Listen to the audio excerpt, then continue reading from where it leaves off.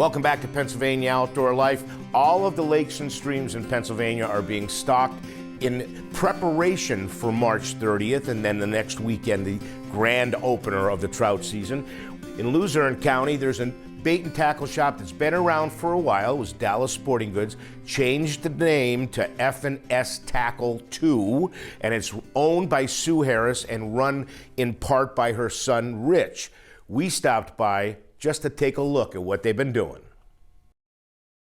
I've changed everything, I think. Okay. I've moved everything around. We kept the same phone number, stuff like that. We kept a lot of the baits and stuff that were here when, it was Dallas Sporting Goods. And we brought in some new stuff and, added new items to the existing merchandise too.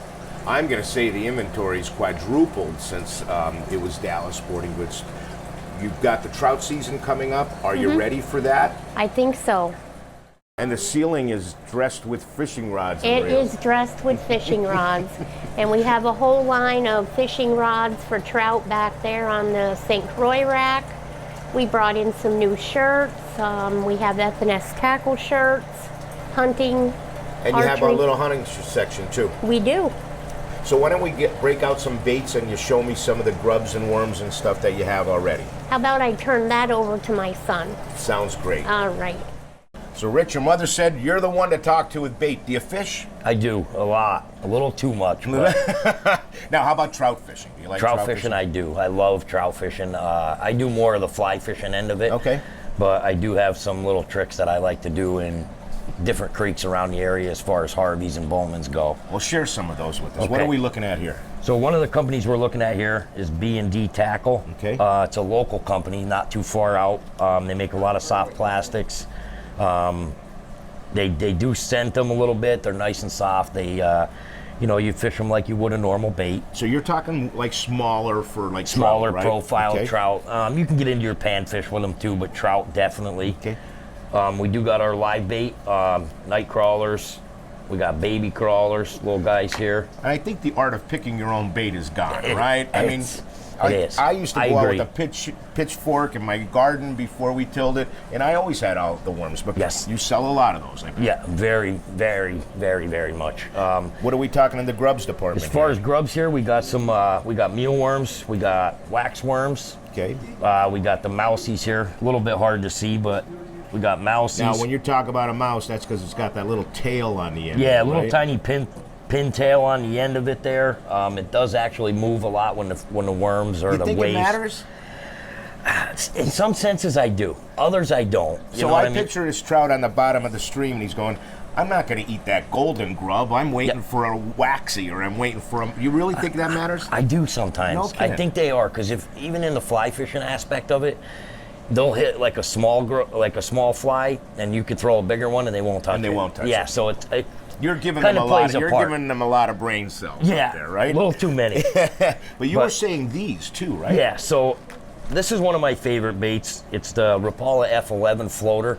A lot of people think it's a little big for trout, right? But when you fish Harvey's Creek or Bowman's Creek, I've caught tons of big browns, nice rainbows. On that size? Yes, and believe it or not, you'll even get the 12 and 13-inch brookies to hit something like that just because of how aggressive they are. Yeah, so they whack at anything that looks halfway decent. Yeah, I don't know if it's as much as for eating or if it's just a territorial kind of thing. Now, they have developed so many different power baits and little eggs and stuff. Does this stuff work?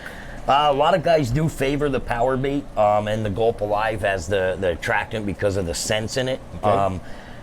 I don't know if the scent really attracts the fish. I think a lot of the shine is what gives it its let off. Okay. But it's always good addition to any little bait. You can put the little things here on the back of a jig. Okay. Or on the back of a spinner, and it just adds that little bit more attraction. A little bit of bling. Yeah. Now, you were saying that spinner baits work out good. That's a nice little package right there. Yes, spinners do work well, especially in Harvey's Creek. And it's good for the guys that fish the delayed harvest where you release everything you catch. Right. But we do have a couple kits. This kit here, believe it or not, can't believe it. How much is that? There's 16 baits in there, and it's $17.99. No kidding. Yeah, so it's a little over $1 a spinner. which really won't hurt the pocket much, and it gives you a lot of room to play. All right, so let's do this. Let's head over to your live bait. You show me some of that. So, Rich, I know we're still a couple of weeks away from the mentor trout season and even the trout season itself, but you've got a nice selection here of minnows and stuff like that already. So show me what you have. Okay, so in this end tank here, we keep our large, extra large for the guys that like, because you still get the river. Yeah, scoop some up and show us. Okay, and then so these are going to be more in your large size here. Right. Okay.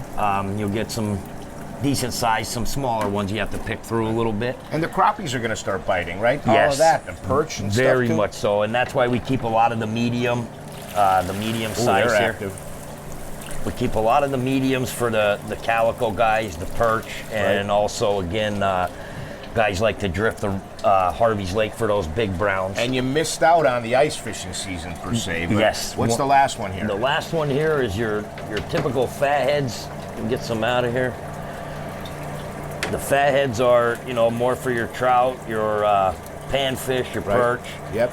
And drifting them under just a little float or slip bobber. And you'll have even others like the roseolas and stuff? Yeah, we'll have the rosies in, and then they'll get, like I said, they'll get some extra large ones, which will be in that 3 to 4 inch range for the river guys and big trout boys. So where are you located? If somebody wants to stop and see you guys and ask you some questions or stuff, where are you located? We're here at 16 East Center Street, Shavertown, PA, 18708. And you have a Facebook page? We do have a Facebook page, FNS Tackle 2. Excellent. Good luck this season. All right. I appreciate it.